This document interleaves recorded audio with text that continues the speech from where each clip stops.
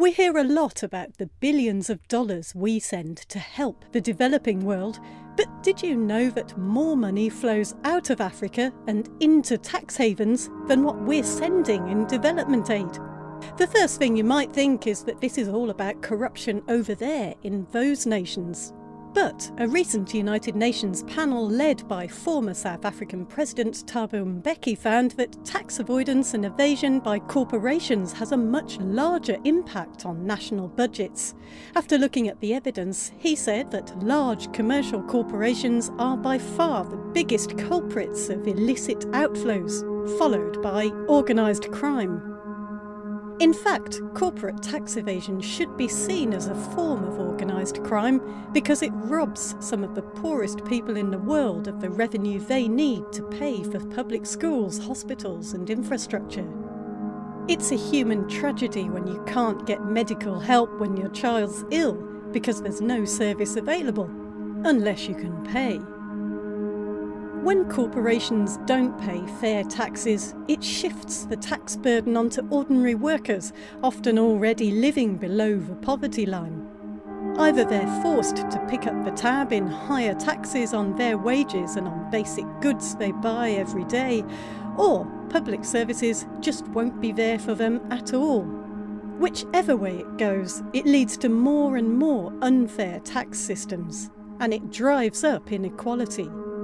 And these big companies are often not even subtle about how they're exploiting less wealthy countries. The English mining company Anglo American was recently exposed, naming its subsidiary companies in the British Virgin Islands after African countries, presumably the countries where the money was actually coming from. Let's just make that clear. An English company making big profits from extracting natural resources from Africa was creating letterbox companies in the British Virgin Islands, more than 4,000 miles away, and then naming those letterbox companies after the African countries where they were doing their mining business. Now, you'll often hear corporations say, "We're not acting illegally." And sometimes they're telling the truth.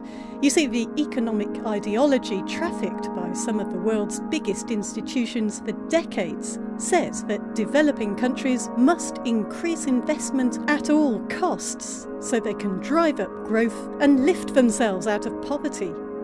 There's little evidence that taxation is a significant factor for multinational companies when they make investment decisions. But many of the world's poorest countries feel under pressure to lower their corporate tax rates in a supposed attempt to encourage foreign direct investment. Because of that, many governments have given special tax exemptions, tax holidays and breaks to corporations in the hope they'll invest in infrastructure or create jobs. Which might sound okay, but that's created a culture of a race to the bottom where countries end up competing with each other on tax to attract this foreign money. And a race to the bottom can only keep going one way, to 0% taxation. And it won't end there. Multinational companies will go on demanding ever more subsidies and payments on top of that. This has a really devastating effect on government budgets for public services. Many African states lose up to 8% of their potential GDP each year in legally granted tax exemptions they've given away to big businesses. In Uganda, the amount given in tax incentives to companies was double the country's annual health budget. The issue is that once the tax exemption's drawing to an end, the corporation can then try to push governments into extending their tax break by threatening to pack up and leave. In order for countries to develop, states must have the means to pay for universal public services like health and education for their citizens. But they can't do that if corporations continue to swindle hundreds of billions of dollars out of the country and into tax havens.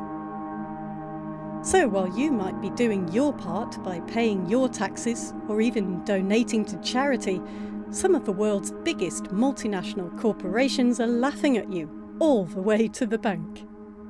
And the worst part is that many governments in the wealthiest parts of the world are failing to take the action that's needed to stop the bleeding, especially those countries getting fat from tax havens and the provision of these financial services. You could say they're helping corporations in carrying out these heists. So, the time is now for all of us to stand up against this abuse and make sure that companies doing business in the developing world pay their fair share of taxes there. Join the fight and find out more about the movement for tax justice in the links above.